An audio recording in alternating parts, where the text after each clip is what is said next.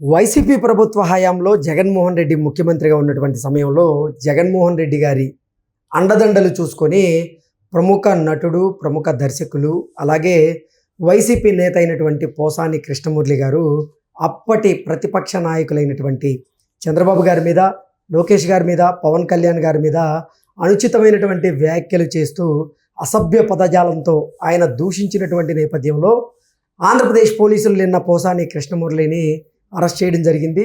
ఆయన్ని ఆంధ్రప్రదేశ్ తరలించి ఈరోజు కోర్టులో హాజరుపరిచేటువంటి అవకాశం ఉన్నటువంటి నేపథ్యంలో అరెస్ట్ చేసేటువంటి సమయంలో పోసాని కృష్ణమురళి ఆంధ్రప్రదేశ్ పోలీసులతో వాగ్వివాదానికైతే దిగారు. ఈ నేపథ్యంలోనే అసలు పోసాని కృష్ణమురళిని ఆంధ్రప్రదేశ్ పోలీసులు ఎందుకు అరెస్ట్ చేశారు, ఏ కేసులు ఆయన మీద నమోదయ్యాయి అనేది పూర్తి స్థాయిలో మనం విశ్లేషణ చేసుకుందాం. ప్రస్తుతం మనతో పాటు ఉన్నారు తెలుగుదేశం పార్టీ రాష్ట్ర అధికార ప్రతినిధి సూర్యదేవర లత గారితో మాట్లాడదాం. లత గారు నమస్తే అండి. నమస్తే. పోసాని కృష్ణమురళిని ఆంధ్రప్రదేశ్ పోలీసులు అయితే అరెస్ట్ చేయడం జరిగింది. ఈరోజు కోర్టులో ఆయన్ని హాజరుపరిచేటువంటి అవకాశం కూడా ఉంది. ఏంటి పోసాన్ని ఆంధ్రప్రదేశ్ పోలీసులు ఏ కేసులో అరెస్ట్ చేయడం జరిగింది, ఆయన మీద మొత్తంగా ఎన్ని కేసులు ఉన్నాయి, ఏం జరుగుతుంది ఆయన కేసులు అంటే ఏం చెప్తారు?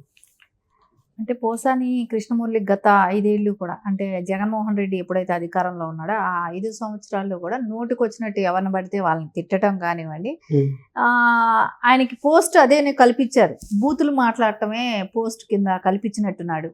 అంటే ఆయన ఒక చైర్మన్ పోస్ట్ కోసం ఆశపడి, అంటే ఒక పోస్ట్ కావాల్సి వచ్చినప్పుడు ఇలాంటి బూతుల పంచాంగం తెలిసిన వ్యక్తి కావాలని చెప్పి పోసాని కృష్ణమురళిని ఒకవేళ అపాయింట్ చేసుకున్నాడేమో జగన్మోహన్ రెడ్డి గారు. ఎందుకంటే ఇక్కడ చూస్తుంటే ఆయన మాట్లాడిన మాటలు ఎలాగన్నాయంటే, ఇంకా పవన్ కళ్యాణ్ గారి వైఫుల దగ్గర వరకు వెళ్ళిపోయాడు అనమాట. వెళ్ళిపోయి వాళ్ళ పిల్లలు కూడా ఎవరికి పుట్టారు అన్న మాట్లాడారు. రాజకీయపరమైనటువంటి విమర్శలు చేస్తే ఎవరు కూడా దాన్ని పెద్ద సీరియస్గా తీసుకునేటువంటి పరిస్థితి అయితే ఉండదు. కానీ రాజకీయ విమర్శలు పక్కన పెట్టేసి వ్యక్తిగతమైనటువంటి విమర్శలు, కుటుంబపరమైనటువంటి విమర్శలు, కుటుంబంలోనూ చిన్నపిల్లలకు సంబంధించిన అంశాల మీద విమర్శలు చేయడం అనేది నిజంగా అది చాలా బాధ కలిగించేటువంటి ఒక అంశం.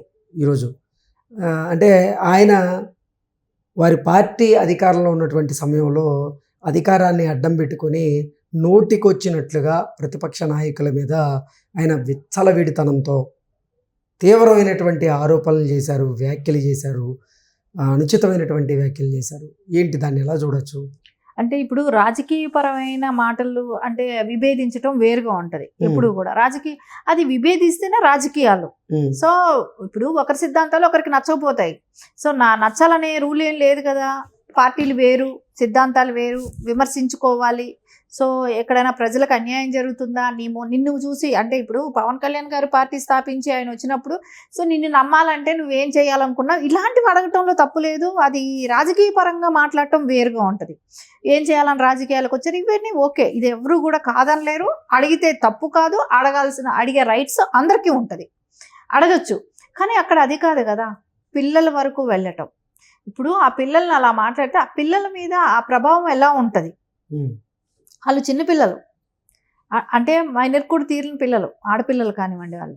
సరే వాళ్ళు కానీ కేసు వేస్తే ఇప్పుడు బయట వచ్చే పరిస్థితి ఉంటుందా? ఆ పిల్లలు పోసాని కృష్ణమురళి ఏం చిన్నపిల్లడు అయితే కాదు, తెలియని తనంతో చేసిన తప్పులైతే కాదు. ఆయన పక్కా పథకం ప్రకారమే వ్యూహాత్మకంగానే ఆయన అధికారాన్ని అడ్డం పెట్టుకొని జగన్మోహన్ రెడ్డి అండదండలు చూసుకొని చంద్రబాబు గారి మీద, లోకేష్ గారి మీద, పవన్ కళ్యాణ్ గారి మీద, వారి కుటుంబ సభ్యుల మీద అనుచితమైనటువంటి వ్యాఖ్యలు చేశారు. ఇప్పుడు అరెస్ట్ అయినటువంటి నేపథ్యంలో అంటే రియలైజేషన్ ఆయనలో ప్రారంభమయ్యేటువంటి అవకాశం ఉందంటే ఏం చెప్తారు? రియలైజేషన్ ఎప్పుడు వచ్చింది? ఇప్పుడు పోసాని గారు మాట్లాడిన మాటలన్నీ కూడా ఎప్పుడు మొన్న నవంబర్లో నాకు పార్టీలకు సంబంధం లేదు, నేను రాజకీయాలకు దూరంగా ఉన్నాను, ఏదైనా తప్పులు మీకు అనిపిస్తే నన్ను క్షమించండి, నేను రాజకీయ పరంగా మాట్లాడానే కానీ నాకు ఎవరి మీద ఇది లేదు, నేను ఇప్పుడు రాజకీయాలకు దూరంగా ఉన్నాను అని అన్నా. అంటే 5 ఏళ్ళు మాట్లాడిన మాటలని ఎలా అంటే అది సమర్థిస్తారు ఎవరైనా? సమర్థించే మాటలుగా లేవు కదా. అంటే నువ్వు అధికారంలో ఉన్నప్పుడు ఒకలా మాట్లాడచ్చు, అధికారం కోల్పోయిన తర్వాత ఇంకోలా మాట్లాడతాను అంటే నువ్వు చూసినటువంటి తప్పులు ఎక్కడికి పోతాయి? అంతే కదా. ఇప్పుడు మాట్లాడే మాటలన్నీ మాట్లాడేశాడు.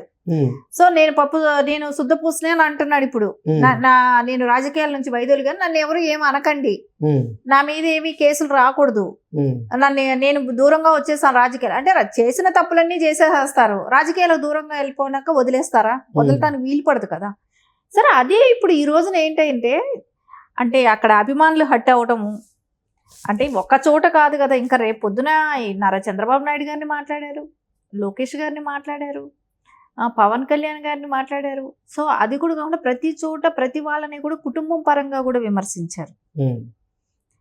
అసలు ఇంకోటి కులాలు కూడా తీసుకొచ్చాడు ఇక్కడ. కాపు కమ్మ. ఇప్పుడు రంగా గారు చనిపోయిన దానికి చంద్రబాబు నాయుడు గారికి ఏం సంబంధం? నారా చంద్రబాబు నాయుడు గారికి ఏం సంబంధం ఏమైనా ఉందా? అక్కడ ఇద్దరి మధ్య జరిగిన ద్వేషం, ఇద్దరి మధ్యలో జరిగిన గొడవ, దేవినేని నెహ్రూ అండ్ వంగవీటి రంగా గారు. సో వాళ్ళిద్దరి మధ్యన జరిగిన దానికి కులాలకు ఎలా ఆపాదిస్తారు? సో దాన్ని కులాలకు ఆపాదించటం, ఎన్టీఆర్ గారు చనిపోవటం నారా చంద్రబాబు నాయుడు గారికి ఆపాదించటం, పరిటాల రవి గారు చనిపోతే అది నారా చంద్రబాబు నాయుడు గారికి ఆపాదించటం, ఇంకా తర్వాత ఆర్జీవీ గారిని చంపేస్తారని చెప్పి మాట్లాడటం, ప్రెస్ మీట్ పెట్టి ఆయన చంపేస్తున్నారు, నారా చంద్రబాబు నాయుడు గారు డిస్కషన్ చేశారు అని అంటాం, జగన్మోహన్ రెడ్డి గారిని చంపేస్తున్నారు అని చెప్పి దాని గురించి డిస్కషన్ అడిగిందని చెప్పటం. దానికి ఆధారాలు ఏంటి? ఎవిడెన్స్లు ఏంటి? సరే, ఇవన్నీ నువ్వు ఎలాంటి ఎవిడెన్స్ లేకుండా ఒక మనిషి మీద ఇలాంటి నిందలు వేస్తే ఎందుకు కూరుకోవాలి? ఇప్పుడు నారా చంద్రబాబు నాయుడు గారికి కక్షపూరిత రాజకీయాలు చేసే అలవాటు లేదనేది మొత్తం అందరికీ తెలుసు. ఆయన ఒకళ్ళని చంపించి ఎవరు చంపించగలుగుతారు, ఎవరు చంపించలేరు అనేది ప్రజలందరికీ తెలుసు. ఎందుకంటే జగన్మోహన్ రెడ్డికి అలవాటు ఉందా, నారా చంద్రబాబు నాయుడు గారికి అలవాటు ఉందా అని అంటే ప్రజలే నిర్ణయిస్తారు. అది రూల్డ్ అవుట్. నారా చంద్రబాబు నాయుడు గారి సిద్ధాంతాల్లో అసలు అలాంటిదే ఉండనే ఉండదు. కక్షపూరిత రాజకీయాలే కానివ్వండి, ఇంకొకటి ఫ్యాక్షన్ రాజకీయాలు కూడా ప్రోత్సహించరు. సో అది అందరికీ తెలిసిన విషయమే. ఈ రోజున ఇవన్నీ కూడా ఎందుకు బయట వస్తున్నాయి? ఎందుకు నువ్వు ఇలాంటివన్నీ మాట్లాడావు అంటే ఇక్కడ ఓన్లీ ఏంటంటే పోసాని అనే వ్యక్తిని పేమెంట్ ఆర్టిస్ట్గా పెట్టుకున్నాడు. డబ్బులు ఇవ్వటం, ఒకవేళ ఆశ చూపెట్టడం, నేను ఈ పోస్ట్ వేస్తానని చెప్పి ఆశ చూపెట్టడం, దాంతోనే ఇది జరిగింది. కానీ ఆ ఒక ఆశ చూపెట్టడం మూలాన ఈ రోజు జరిగింది. ఈ రోజు వాళ్ళ పిల్లల్ని కూడా అంటే ఎవరైతే అరెస్ట్లు అవుతున్నారో వెళ్తున్నారో ఇప్పుడు వాళ్ళ వైఫ్స్ కూడా బయట తీసుకొస్తున్నారు. జగన్మోహన్ రెడ్డి గారు ఇప్పుడు వాళ్ళని వాడేసుకున్నారు, అయిపోయింది, వాళ్ళు జైలుకి వెళ్తున్నారు. వంశీ గారు కానీ ఇట్లాంటి వాళ్ళని అందరినీ చూసాం మనం. ఇప్పుడు వాళ్ళ వైఫ్ని దింపుతున్నారు, రంగంలోకి దింపి వాళ్ళతో ప్రెస్ మీట్లు పెట్టిస్తున్నారు కక్షపూరిత రాజకీయాలు అని చెప్పి.